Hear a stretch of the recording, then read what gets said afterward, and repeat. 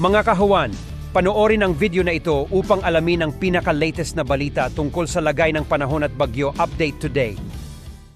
Huling namataan itong low pressure area na ating minomonitor sa mga nakarang araw kaninang alas 3 ng umaga sa layong 690 kilometers silangan ng Davao City. Naasahan natin na sa mga susunod na oras itong low pressure area na ito ay tuluyan ng hihina at posibleng malusaw at sasama dito sa ating shear line.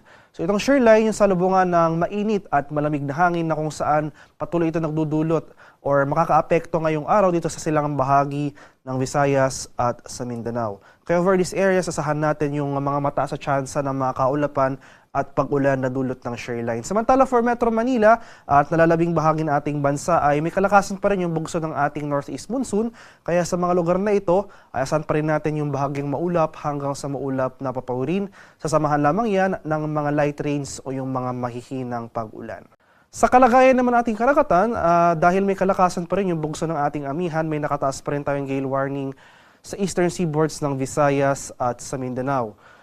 So as of 5 a.m. may nakataas tayong gale warning dito sa eastern coast ng Northern Samar, sa eastern coast ng Eastern Samar, Dinagat Island, Surigao del Norte at mga ilang bayan ng Surigao del Sur. Kaya sa ating mga kababayang mangingisda at may mga maliliit na sasakyang pandagat over these areas, huwag po muna tayong pamalaot dahil patuloy tayong makakaranas ng maalong karagatan na dulot ng hanging amihan.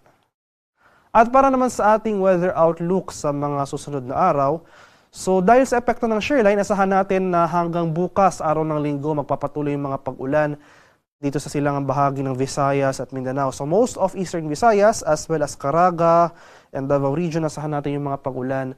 Mataas sa tsansa ng mga pag-ulan na dulot ng shear line. Simula naman sa araw ng Lunes hanggang sa Miyerkules ay bahagyang aakyat, kumbaga yung axis ng ating shear line, kaakibat ito yung pag-retreat o pag-atras rin ng ating northeast monsoon. So mababawasan na yung mga pag-ulan sa malaking bahagi ng Mindanao, pero dahil sa epekto nga ng shear line, asahan natin na malaking bahagi na ng Visayas as well as itong Bicol region, mataas sa tsansa ng mga pag-ulan ang ating mararanasan over these areas in the coming days. Kaya maghanda po tayo at maging alerto sa mga banta ng flooding or landslides dahil inaasahan natin na mas lalakas pa yung mga pag-ulan na ating mararanasan over portions of Southern Luzon, Visayas, and eastern section ng Mindanao.